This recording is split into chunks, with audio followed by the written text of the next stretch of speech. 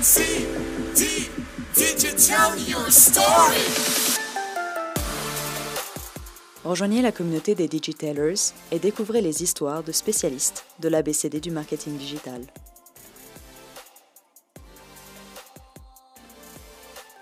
Aujourd'hui, nous accueillons Lucas Guillermin, fondateur de Follows, qui va nous expliquer comment générer de vrais abonnés qualifiés et engagés sur Instagram grâce à l'automatisation. Un bon exemple du A d'Analytics.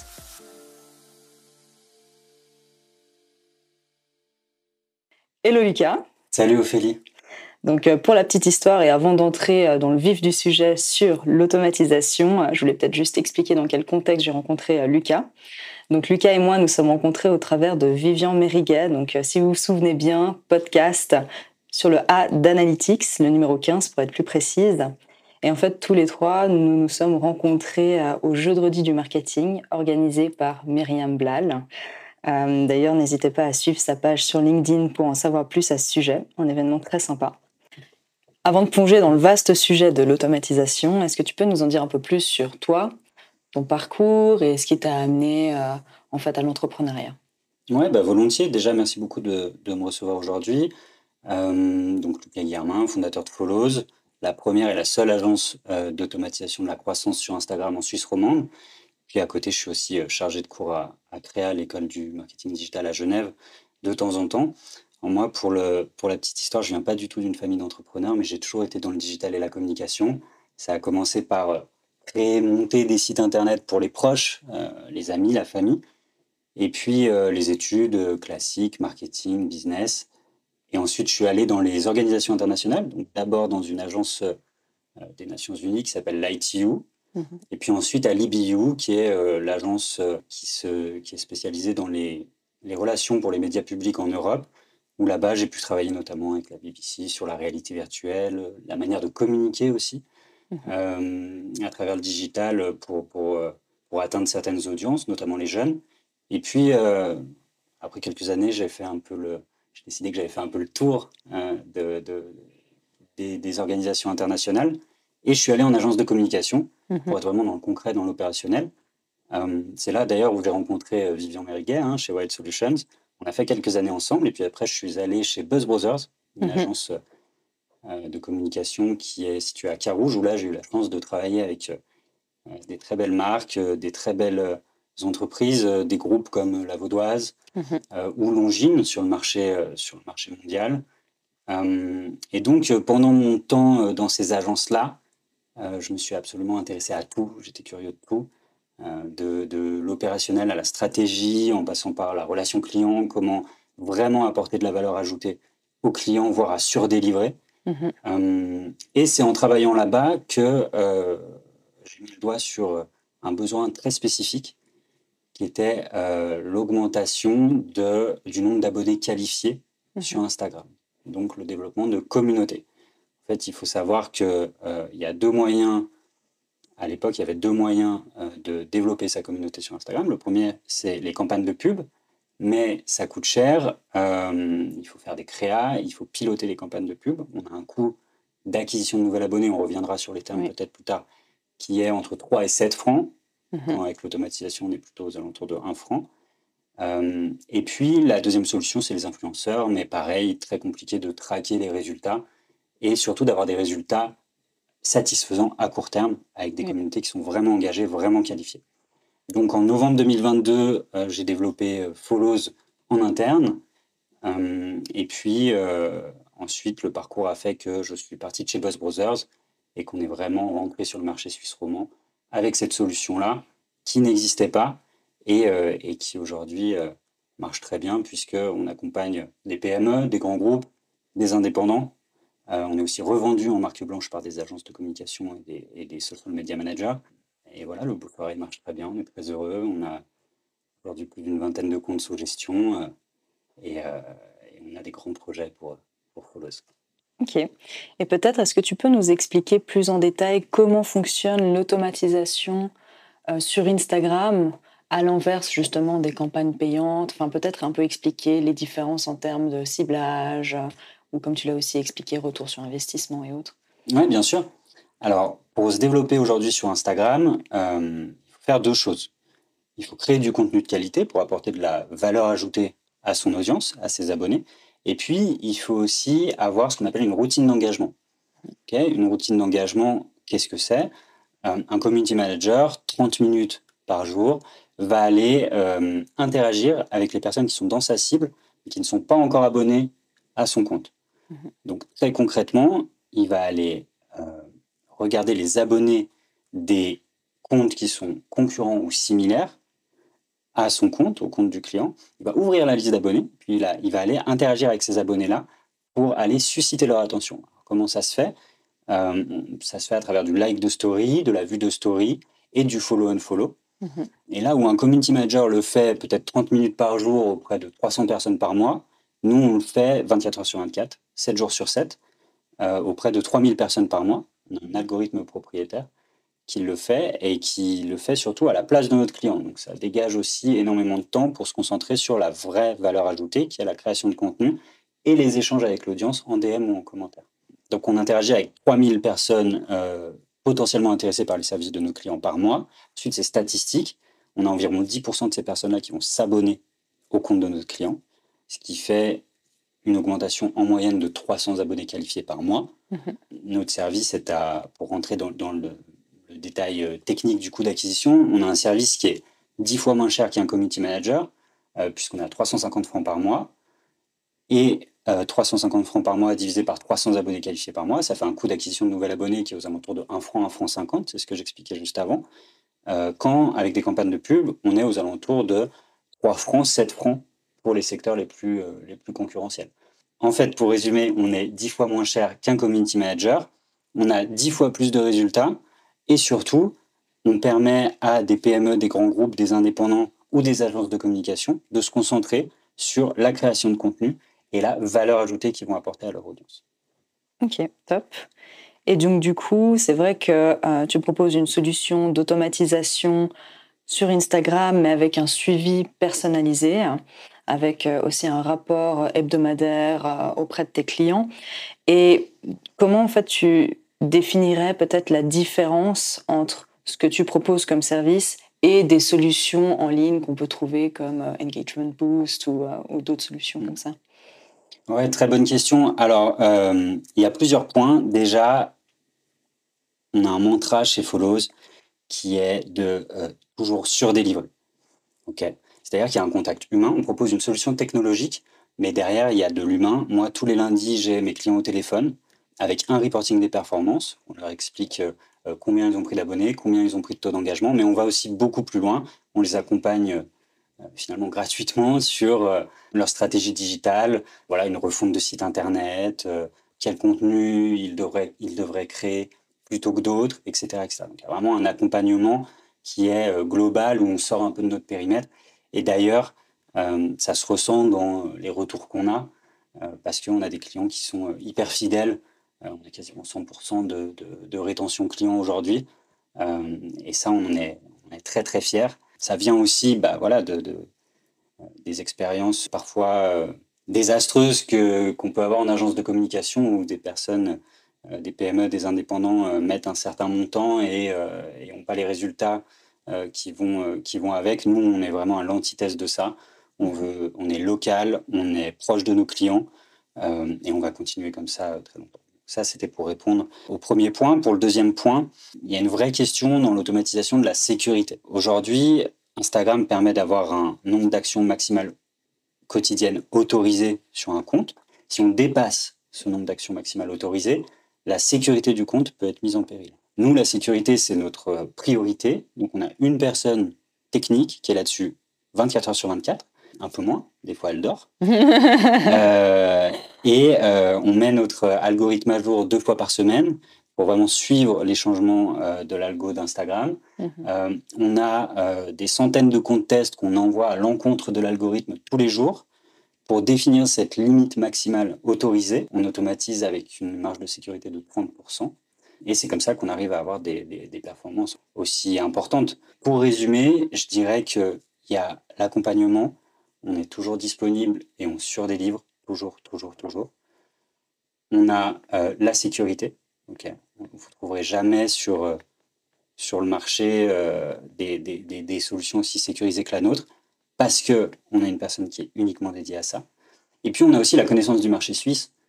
Ça fait plus de 10 ans qu'on expérimente le marché suisse. On sait ce qui marche, surtout on sait ce qui ne marche pas. Et ça, on ne le trouve pas sur Internet. C'est vrai, la connaissance du marché est extrêmement importante. Et d'ailleurs, j'aimerais revenir sur 2 points que tu as mentionnés. Le premier, c'est on essaye toujours de surdélivrer auprès du client. J'aimerais revenir sur ce point-là parce qu'effectivement, tu as recommandé beaucoup auprès de tes clients directement et notamment aussi au travers de LinkedIn le badge Meta vérifié. Est-ce que peut-être tu veux nous dire 2 mots à ce sujet, vu que c'est un peu le sujet en ce moment? Ouais, c'est de l'actualité brûlante, bien sûr. Alors, il y a quelques jours, Instagram et Meta, en fait, le groupe Meta a lancé un abonnement pour avoir la certification Instagram, qui permet donc d'avoir le petit badge bleu. Cette certification-là fait débat. Quand on parle de surdélivrer, nous, 24 heures après, on a envoyé une note à absolument tous nos clients, tous nos prospects, même les prospects qui dataient de plusieurs mois, pour leur expliquer ce que c'était cette certification et leur expliquer comment on pouvait les accompagner, encore une fois, gratuitement, parce qu'en fait, il ne me semble pas qu'on ait besoin de payer des milliers des cents pour avoir juste accès à ce service et à cette connaissance-là. Donc, on a accompagné nos clients, plusieurs de nos clients ce week-end, à avoir cette certification. Pour rentrer un peu plus dans le technique, cette certification, elle fait débat, puisque avant, on ne pouvait l'acquérir qu'en prouvant que c'était bien nous qui avions le compte Instagram. Ça prenait longtemps. Parfois, même en fournissant l'ensemble des justificatifs, on n'était pas certifié. Et donc, cette certification est devenue finalement un symbole de notoriété, voire même d'ego boost pour certains. Et le fait que ça devienne payant, finalement, enlève la rareté à cette certification. Et donc, certaines personnes s'insurgent parce qu'ils ont tellement bataillé pour l'avoir qu'ils trouvent anormal que d'autres personnes puissent l'avoir simplement en payant.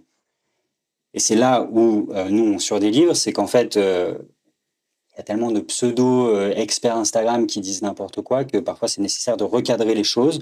Cette certification-là, et c'est ce qu'on a expliqué à nos clients, permet finalement d'avoir une assurance auprès d'Instagram ou de Facebook en disant « je suis une vraie personne qui est vraiment derrière ce compte ». Donc, c'est une assurance contre l'usurpation d'identité, chose qui arrive bien plus qu'on ne le pense et pas qu'aux autres. C'est une assurance contre le piratage de son compte. Ça permet aussi d'avoir accès à un SAV prioritaire auprès de Meta. Il faut savoir que c'est très compliqué quand on n'est pas certifié d'avoir accès à quelqu'un de chez Meta. Et puis, ça reste à voir parce que c'est encore très neuf, mais le fait finalement de contribuer à la grande machine qu'est Instagram ou Meta permet finalement d'avoir une augmentation de la portée de ses contenus et de ses posts. Voilà. Ça, c'est ce que dit Meta aujourd'hui.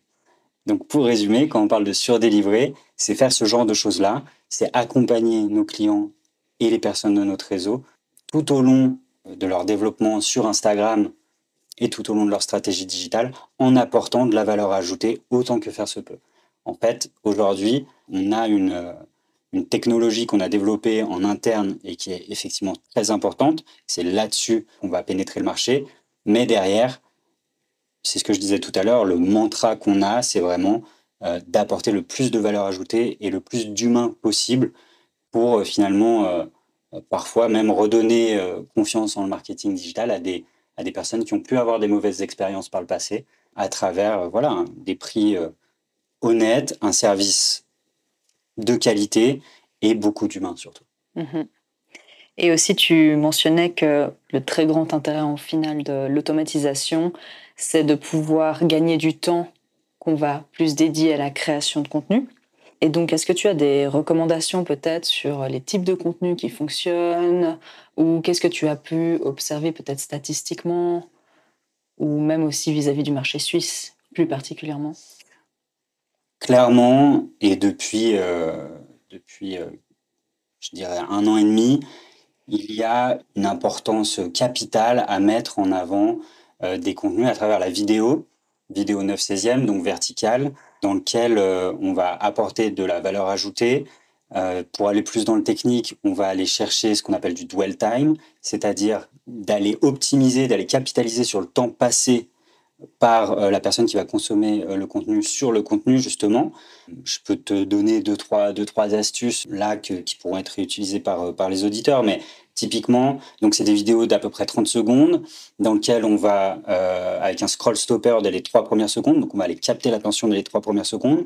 Ensuite, on va aller développer finalement notre propos pendant les 20 secondes suivantes. Et puis sur les 10 dernières secondes, un appel à l'action. Alors soit pour aller finalement lire la caption, donc la légende du contenu, où là on va aller étayer notre propos, ou bien un appel à l'action pour aller en lien en bio sur le site internet, si c'est le moment de faire de la vente ou autre.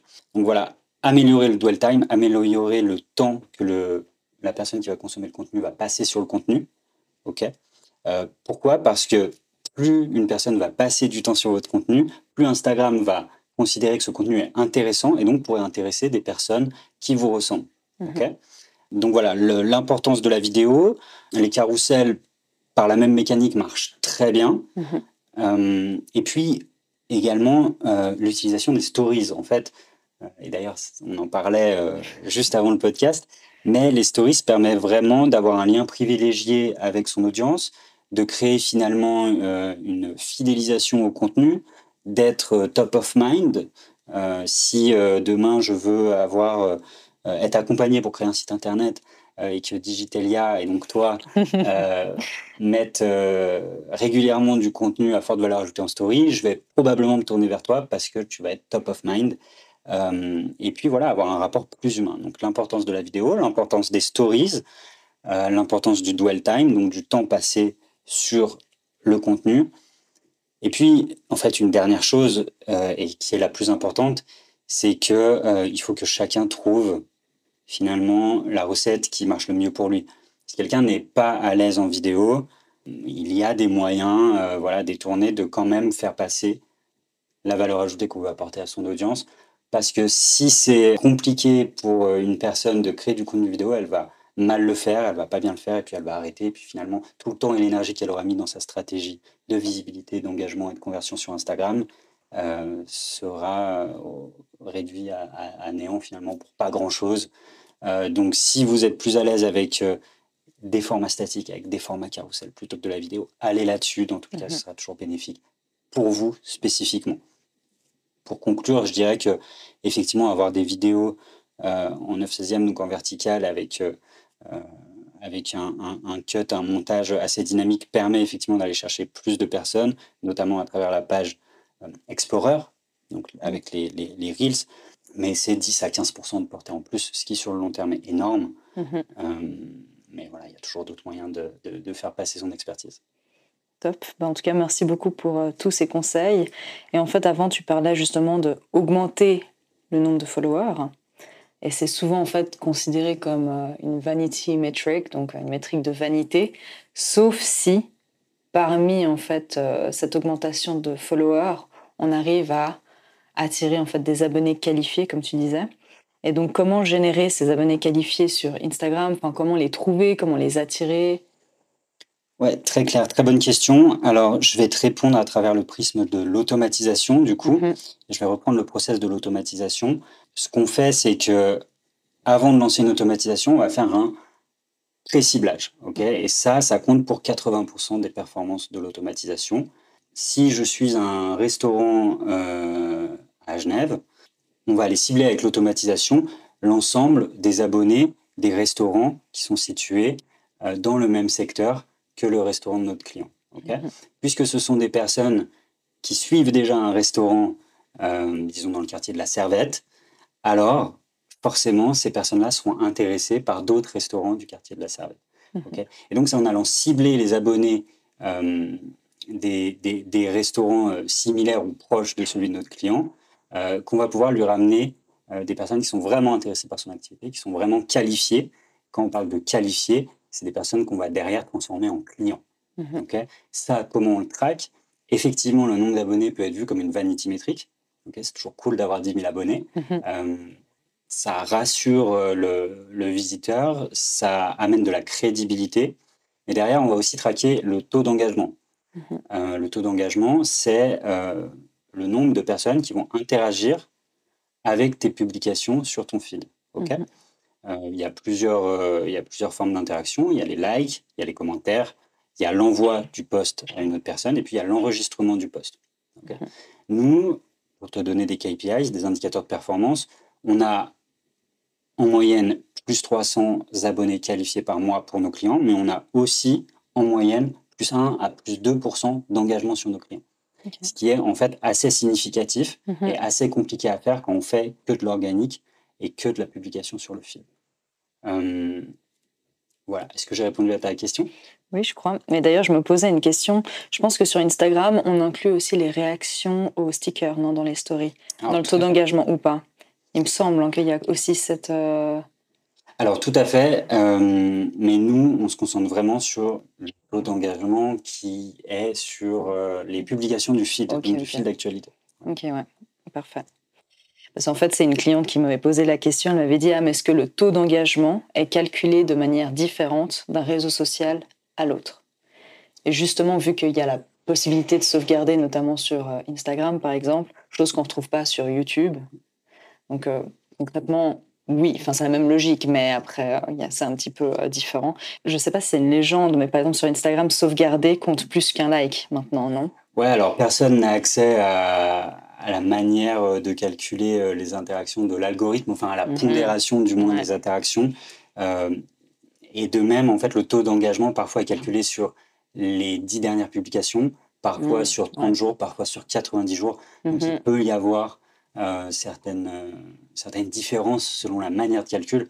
Dans tous les cas, une augmentation du taux Non, ça, c'est d'engagement clair, reste ouais. une augmentation du taux d'engagement. Non, c'est clair que plus 2%, surtout que généralement, plus une communauté s'agrandit, plus le taux d'engagement se dilue aussi. Donc parfois, c'est aussi un phénomène qu'on observe, mais du coup, là, le fait de voir l'augmentation des followers et une augmentation du taux d'engagement, c'est vraiment impressionnant, en fait. Ouais, tout à fait, tout à fait.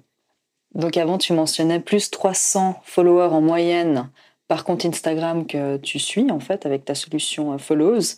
Est-ce que tu peux peut-être nous partager des études de cas plus spécifiques ou des exemples de clients qui ont même surperformé? Ouais, bien sûr, avec plaisir. Alors, j'ai deux très belles études de cas qui me viennent à l'esprit. La première, c'est le compte Merci Mon Corps. Merci Mon Corps, c'est un compte qui a été créé par Clotilde. Clotilde, elle est nutritionniste et yoga thérapeute, et en fait, elle accompagne les diabétiques à mieux vivre avec leur diabète et à réguler leur glycémie à travers un accompagnement en nutrition, justement, et en yoga thérapie pour réguler leurs émotions. Et en fait, Clotilde, on l'a onboardée en tant que cliente, elle devait avoir à peu près 3000 abonnés. Ok. Et puis aujourd'hui, elle est à plus de 7000. On est à quasiment plus de 800 abonnés qualifiés par mois. Donc c'est vraiment énorme. Et son carnet de réservation est plein du coup. Donc on l'a vraiment aidé à travailler sur toutes les strates du funnel de conversion. Hein. Donc la visibilité, l'engagement, mais aussi la conversion. Aujourd'hui, Instagram, c'est son canal d'acquisition principal. Et puis tout à l'heure, je parlais de surdélivrer. En fait, Clotilde, elle produit énormément de contenu, elle apporte énormément de valeur ajoutée à la communauté diabétique gratuitement, en plus des accompagnements qu'elle propose à côté. Et on l'a typiquement accompagnée sur le fait d'utiliser des templates pour gagner du temps sur sa création de contenu. Parce que bah voilà, elle poste tous les jours, elle est hyper présente en story, elle a une communauté qui est hyper fidèle, hyper engagée. Donc c'est vraiment un travail finalement main dans la main. Nous, on lui apporte toute la visibilité qu'elle a besoin. Et elle, derrière, à travers le contenu qu'elle propose et la manière dont elle met en avant toutes ses connaissances, bah voilà, ça donne des résultats qui sont juste incroyables. Et puis voilà, là, on est parti sur le long terme avec elle. Donc voilà pour la première étude de cas. La deuxième étude de cas qui me vient en tête, c'est le compte Between Us de Noël Mendy. Noël, elle a un concept incroyable sur le canton de Genève et en Suisse romande.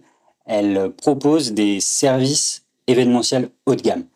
Donc typiquement, elle va organiser un dîner avec un chef étoilé, avec un pianiste de renom. C'est super classe, ça marche super bien. Et Noël, on l'a accompagnée, elle devait avoir 700 abonnés sur son compte Instagram.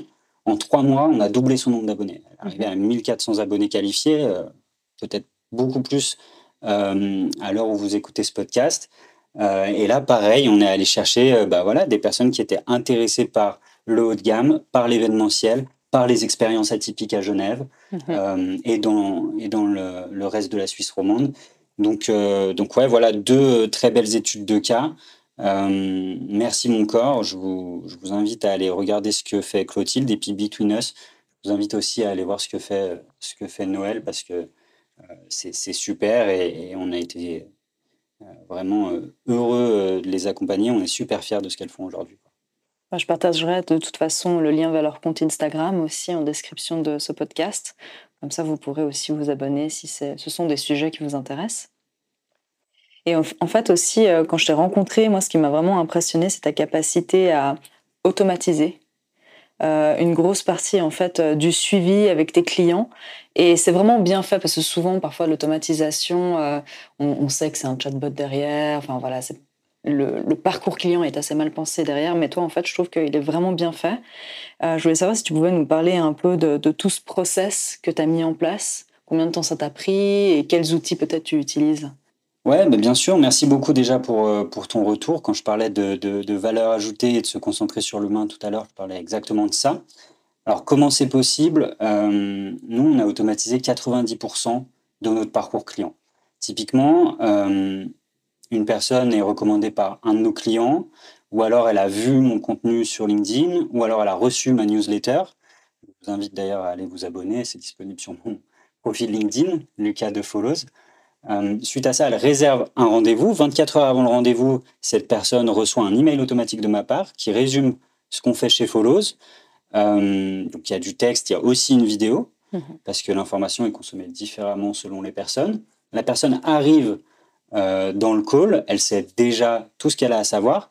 Donc là, on peut aller travailler sur, typiquement, on offre un audit Instagram, on est toujours dans l'apport de valeur ajoutée, de surdélivrer. On va aller cerner ses objectifs, comprendre comment on peut vraiment l'aider à aller les atteindre. Le call se termine. 30 minutes après, cette personne reçoit un email de ma part avec un récapitulatif de notre conversation, un lien vers l'abonnement Follows. La personne prend l'abonnement Follows et puis en 48 heures, donc elle passe par un lien Stripe. Pareil, le paiement, les factures sont automatisées, mensualisées. Et puis on offre les 10 premiers jours. D'ailleurs, je ne l'ai pas dit, mais on est toujours dans cet aspect de surdélivrer, d'apporter de la valeur ajoutée. Et puis une fois que la personne prend son abonnement, je lui reviens soit par mail, soit à travers WhatsApp pour lancer l'automatisation. Ça se fait en 48 heures. OK. Une fois que l'automatisation est lancée, tous les lundis, la personne reçoit un reporting automatisé de ma part à travers un outil qui s'appelle allstat.io et qui permet de traquer les évolutions des performances, donc du nombre d'abonnés et du taux d'engagement sur Instagram. Et puis, elle reçoit aussi 1 semaine, 2 semaines, 3 semaines, 4 semaines après, à travers une séquence MailChimp, donc automatisée, des conseils pour optimiser son compte Instagram à travers une checklist qu'on a nous-mêmes créée, à travers des conseils, des tips. Donc on est vraiment sur l'accompagnement constant et global de nos clients. Et évidemment, s'ils ont la moindre question, la moindre problématique sur leur stratégie digitale, ils ont mon numéro de téléphone. Et typiquement, tous les lundis, c'est ma journée client. Et je suis au téléphone toute la journée avec mes clients pour leur apporter les conseils, solutions, recommandations, si nécessaire. Merci beaucoup en tout cas pour ce partage. En tout cas, je trouve que c'est un cas d'étude extrêmement intéressant d'entrepreneuriat. Et juste pour prendre un petit peu de recul sur l'automatisation qui, au final, fait partie du monde du marketing digital, quel est selon toi en fait le plus grand défi du marketing digital? Comment vois-tu un peu son avenir en Suisse et la place de l'automatisation dans ce monde-là? Très, très bonne question. Alors, la place de l'automatisation, je pense qu'elle va être de plus en plus importante parce qu'il y a des solutions qui existent aujourd'hui, comme Follows, comme d'autres solutions pour d'autres problématiques. On a parlé de toute l'automatisation du parcours client juste avant. Donc, il y a beaucoup de choses à faire. Je n'en dis pas trop, mais il y a Threads qui arrive très, très fort. On est déjà dessus. Même si ce n'est pas officiellement disponible en Suisse et en Europe, il va falloir attendre quelques temps. Donc voilà pour l'automatisation. Et puis, d'un point de vue un peu plus méta, sans mauvais jeu de mots, je dirais que en Suisse, il y a vraiment un besoin de digitalisation des activités. On est un peu à la traîne comparativement à d'autres pays européens. Il y a beaucoup de choses à faire. Il y a un besoin de compréhension des usages. Typiquement, sur l'automatisation, nous, on a une grosse part de notre activité qui est de l'éducationnel. Ok. C'est un marché le marché suisse dans le digital a un gros potentiel avec une base de PME, de très belles PME importantes. Et donc, forcément, ça amène aussi parfois des pseudo-spécialistes. Pourquoi? Parce que par essence, et c'est quelque chose contre lequel on se bat tous les jours parce que voilà, on a des prospects au téléphone qui nous disent qu'ils ont perdu confiance parce qu'ils ont mis beaucoup d'argent, ils ont fait confiance à des gens et ils ont eu zéro résultat. Qu'il va falloir, pour des personnes comme toi, avec Digitalia, comme nous, avec Follows, comme Vivian, avec Wild Solutions, redonner la confiance dans le marketing digital et vraiment tirer ce marché vers le haut et faire en sorte que ce soit une émulation collective positive et donc faire attention à ce qu'on propose et avec qui on collabore. Si je peux aller encore un peu plus loin sur la digitalisation et l'automatisation, il y a un sujet très large, mais que je vais juste effleurer du doigt aujourd'hui, qui est le sujet du no-code. Le no-code, c'est un mouvement qui rend accessible beaucoup de choses sur Internet, dans la création de sites Internet, dans l'automatisation, dans la création d'applications mobiles. Et voilà, j'invite les auditeurs à se renseigner si parfois, pas le budget ou qui veulent mieux comprendre comment fonctionnent les choses, à aller se renseigner sur ce qu'est le no-code, d'aller faire, d'aller tester, d'aller comprendre. Ça tirera aussi le marché vers le haut et ça tirera aussi finalement la compréhension des usages en marketing digital vers le haut. Encore merci pour vraiment ces partages d'astuces, partages d'expériences.